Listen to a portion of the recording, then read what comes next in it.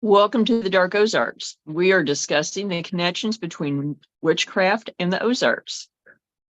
You hear about witchcraft in old Europe, New Orleans, even Salem, Massachusetts, but how much conjuring and magic is there in the Ozarks? The hills and hollers and plateaus here hide a lot of things, and practicing witchcraft has always been here, from Native American black magic to slaves keeping conjure ways alive, all the way to European settlers quietly passing the old ways from generation to generation. Witchcraft has never been far away. We will get back to witchcraft, but first we want to invite you to like, follow, and subscribe to Dark Ozarks on Facebook, Instagram, and YouTube, as well as your favorite podcast platform. We also invite you to become a Dark Ozarks subscriber on Facebook. On the Dark Ozarks Facebook page, click subscribe, have your login information ready, and join Dark Ozarks behind the scenes for only $4.99 per month. Your $4.99 per month subscription allows you to come with us on paranormal investigations, deep dive research, and topics too controversial for public view. The next 100 subscribers will be entered in a drawing for a free Dark Ozarks t-shirt and an exclusive signed first-run copy of the book Dark Ozarks: The Spooklight. Subscribe today to be entered in the drawing. And now you can get Dark Ozarks t-shirts for sale at darkozarks.com and paranormalsciencelab.com. Mark your calendars for State of the Ozarks Fest 23, Saturday, September 16th, 10 a.m. to 6 p.m. in historic downtown Hollister, Missouri. Meet Dark Ozarks producers, Lisa and Josh. Celebrate the traditional Ozarks with craftsmanship, history, and lore. Experience emerging culture through cosplay, goblins, regional cuisine, fine arts, and medieval combat. And even visit the haunted Old English Inn. Visit stateoftheozarks.net for more information. We encourage you to check out Always Buying Books in Joplin, Missouri, in person and online, on Facebook and at the website alwaysbuyingbooks.com for all your reading needs, including a large section on the paranormal, history, and more. Not to mention The Building is Haunted. Tell Bob and Elise that we sent you. We also want to thank Beard Engine Brewing Company in Alva, Missouri. Beard Engine Brewing is the only English-style brewery in Missouri and has been twice named Missouri's best brewery by the Missouri Brewers Association. Great beer and great food in a historical building with a noir past. And yes, their building is also haunted. Tell Nate and Tiff that we sent you. So, witch trials and the Ozarks. Absolutely. There was documentably a witch trial, and likely more than one. If you count hoodoo, we definitely have a number of cases that are actually on the That's books. true. That's true. Right. We have official court witch trials involving hoodoo practitioners in the St. Charles and St. Louis area, as well as one out of northeastern Arkansas that is not quite as infamous as the St. Louis ones, but just for your old-fashioned witch trial, you have to look to the 1850s in Carroll County, Arkansas. And actually where it took place was actually in modern Boone County. And specifically, we're looking at Lick Branch, which is just east of Alpena, and beautiful country down there, not very far from where I live. It's one of my favorite places to wander through. Very fascinating. We're talking 1858, 1859, and actually a witchcraft trial happening right there in Carroll County, then Carroll County. Yes, and told them through time by witnesses to the trial, through their families, and ultimately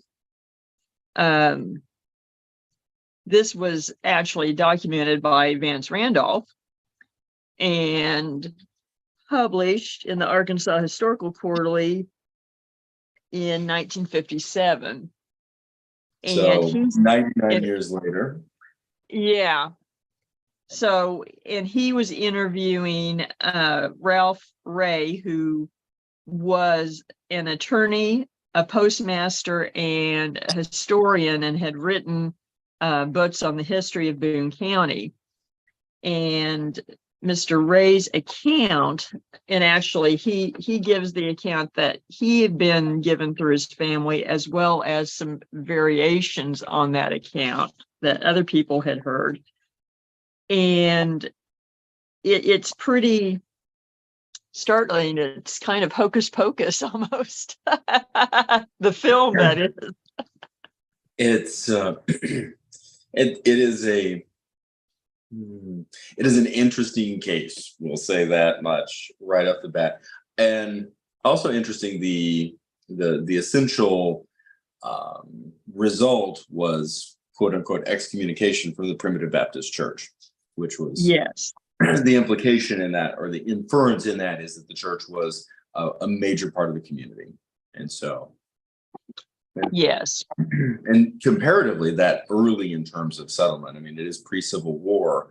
The likelihood of it seems a lot of these elements are very reasonable and interesting. It's difficult to determine, and we'll get into this more in the longer format version, but it's honestly a bit difficult to determine what type of witchcraft is being implied here. That's true, or how the apparent victim even really became aware of it. Although it sounds like there's more to the story than has survived. It does indeed.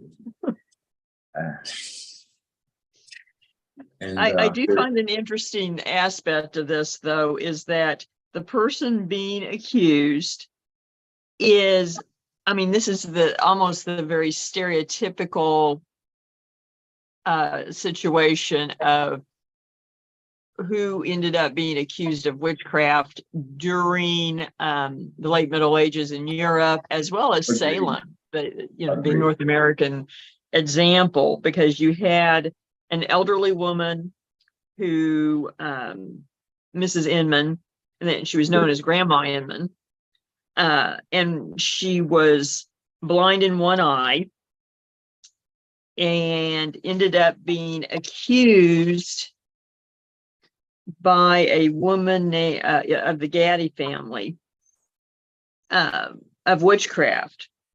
And not just witchcraft, but that she had targeted her, including some of the most now tropish aspects of witchcraft accusations that come down through hundreds of years. That she rode the woman,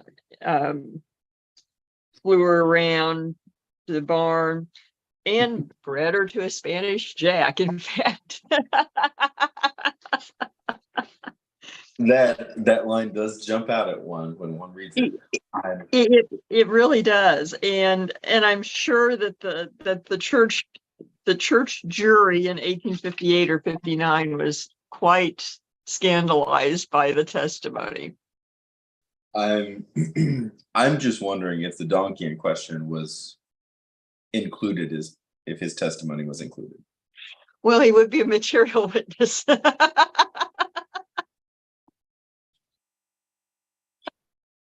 It's I do think that there's many different. It's a short account. It is a short account. That said, there are many layers of complex inference that is included in the account, and I think one just in addition to the obvious tropes that are existing there is some potential connections to old world European witchcraft, as well as connections to hoodoo, more specifically Buhag. Yeah. In terms of riding overnight, implications or accusations of bestiality are long-standing in the witch trials of Europe, which I think is an interesting addition. And then, of course, as you already mentioned, the fact that the accused, Grandma Inman, really is very stereotypical of individuals who were accused of witchcraft, particularly in Europe, not necessarily, certainly not in West Africa. No, but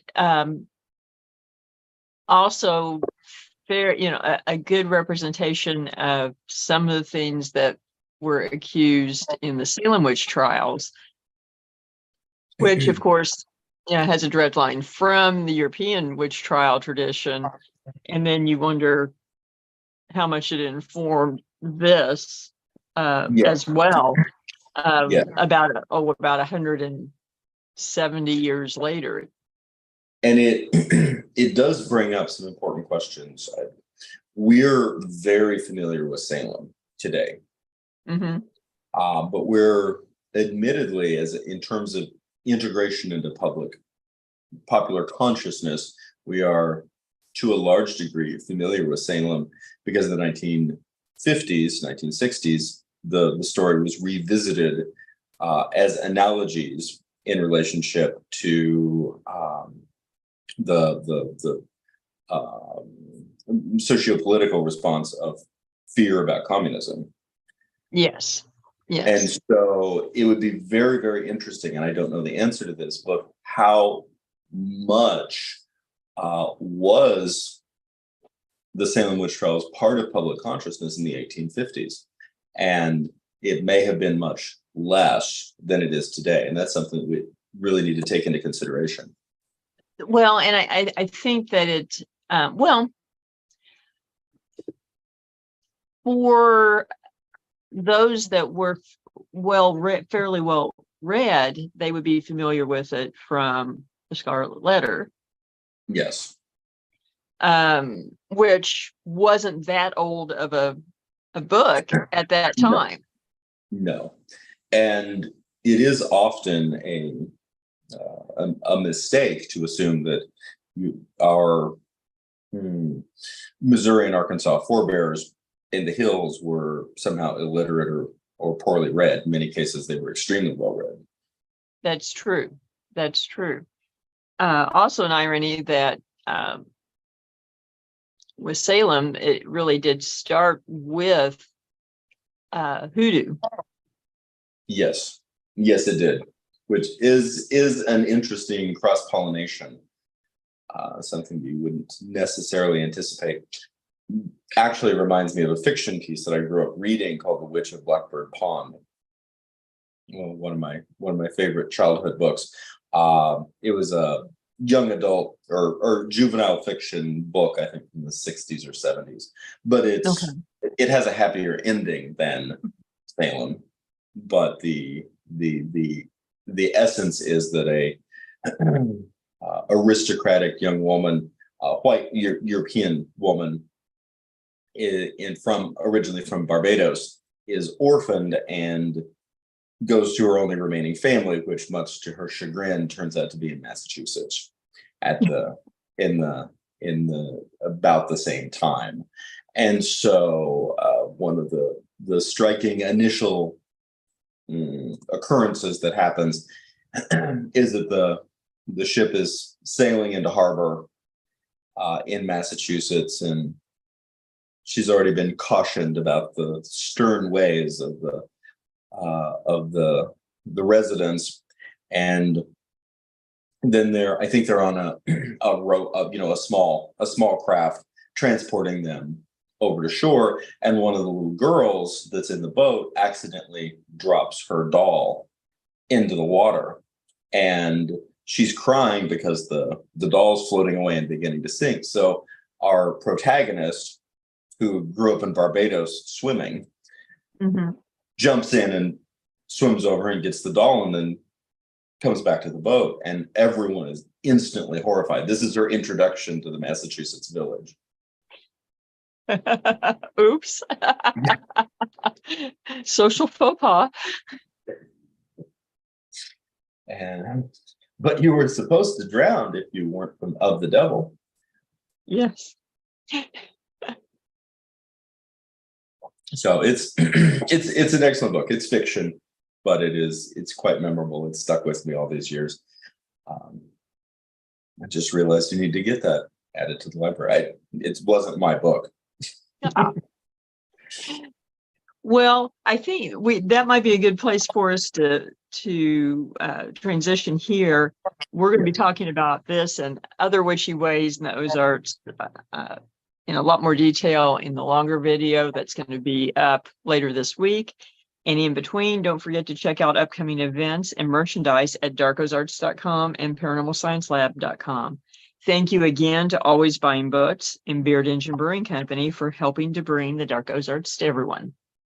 On the next episode, we are going to be discussing River Lore of the Ozarks Part 2. Catch the Dark Ozarks podcast on Branson Podcast Network, Apple Podcasts, Spotify, or about any other podcast platform. Thank you, everyone. And remember, there are no easy answers in the Dark Ozarks.